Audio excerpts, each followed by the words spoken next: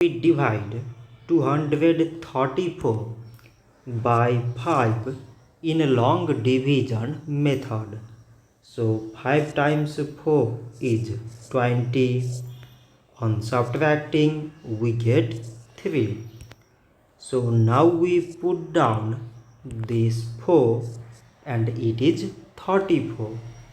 5 times 6 is 30. On subtracting we get 4. So now we have no any other number to put it down.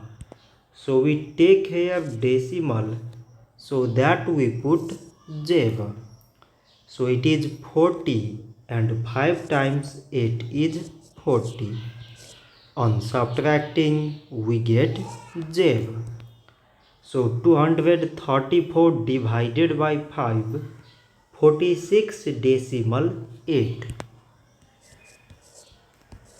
So this much for today and thanks for watching.